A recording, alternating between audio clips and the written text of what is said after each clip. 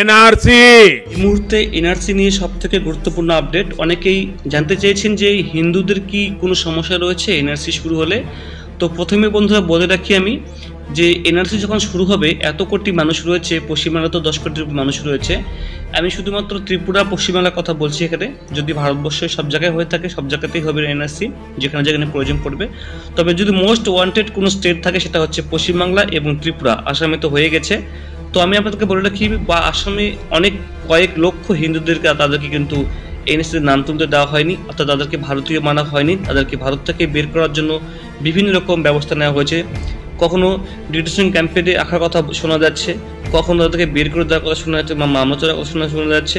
মানে সমস্ত কিছু ক্ষেত্রেই হিন্দুদের নামও কিন্তু রয়েছে। এমন না যে শুধুমাত্র মুসলিমদেরকে বের করে দেওয়া হবে। তবে সেটা আসামের ক্ষেত্রে হয়েছে। তবে 2025-এ বা আগামী দিনে যদি এনআরসি হয়, অবশ্যই এনআরসি হবে, এ নিয়ে কোনো সন্দেহ নেই। তবে সেক্ষেত্রে কিন্তু হিন্দুদের সাবসিডি দেওয়ার জন্য কিন্তু একটি মানে যে সিএ সেটা আইন রয়েছে, সেটাতে আপনি আবেদন করলে ভারতের সার্টিফিকেটটা পেয়ে যাবেন। এবার কোনো ভারতীয়, সে ভারতে জন্ম হয়েছে, কোনো ডকুমেন্ট নেই, সেও কিন্তু একজন ভারতীয় হিসেবে বাংলাদেশ হিসেবে আবেদন করতে পারবেন। মানে অনেকেই যেটা বলছেন যে আমাদের কাছে কোনো ডকুমেন্ট নেই, তাহলে কি আমরা কি বাংলাদেশি হিসেবে কি সিএতে আবেদন করব? এরকমটা অনেক ধোঁয়াশা রয়েছে। তবে এখনো পর্যন্ত কতজন সিএতে আবেদন করে সার্টিফিকেট পেয়েছে, অর্থাৎ ভারতের নাগরিকত্ব সার্টিফিকেট পেয়েছে, এমন কিন্তু এখনো পর্যন্ত আপডেট নেই। এরই মধ্যে অনেকের মনের মধ্যে সন্দেহ ছিল যে আসামে যে এনআরসি হয়েছে সেখানে কতজন হিন্দু নাম উঠেছে এবং কতজন হিন্দুর নাম বাদ পড়েছে। এমনটাই বন্ধুরা এখানে ধরা পড়েছে। এনআরসিতে দেখুন, এখানে ফাঁস হয়েছে। দেখুন এখানে এনআরসিতে 5 লাখ বাঙালি হিন্দু নাম কাটা গিয়েছে।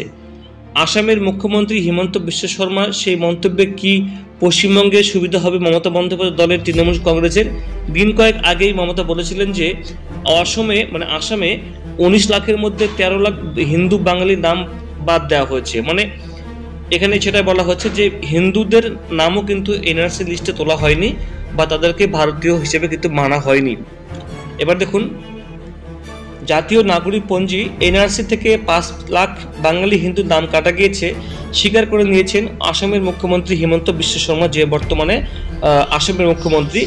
একটি সাক্ষাৎকারে আসামের মুখ্যমন্ত্রী দাবি করেছেন যে শুধু 5 লাখ বাঙালি হিন্দু নন, এনআরসি থেকে কাটা গিয়েছে 2 লাখ আসামেরও হিন্দুদের, এবং 1.5 লাখ গোর্খার নামও বাদ গেছে আসামের এনআরসি লিস্ট থেকে। মানে তাদেরকে ভারতীয় মানা হয়নি। আর তাদের মধ্যে মাত্র 3 থেকে 6 লাখ মানুষ নতুন নাগরিকত্ব সংশোধনী আইনের সিএএ এর মাধ্যমে ভারতের নাগরিকত্ব পাওয়ার জন্য আবেদন করতে পারবেন। এটাও কিন্তু বলা হয়েছে তাদেরকে বাংলাদেশি মানা হয়েছে।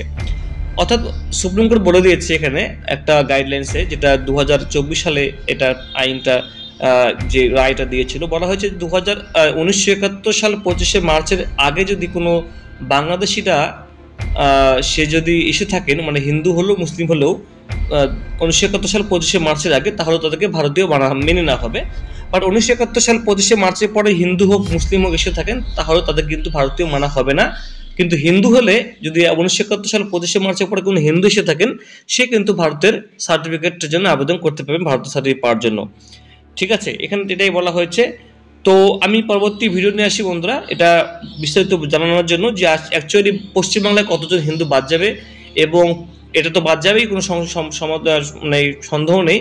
এবং পাশাপাশি অনেক মুসলিমের নাম কাটা যাবে এখানে, কারণ অনেক বিভিন্ন তারা কাটা পার করে বিভিন্ন রকমভাবে তারা দালাল চক্রের মাধ্যমে ভারতে প্রবেশ করেছেন। তো পশ্চিমবাংলা এনআরসি হবে, এটা শুধুমাত্র সময়ের অপেক্ষা। তো বন্ধুরা, আপনারা কমেন্ট করবেন কমেন্ট বক্সে। Thank you.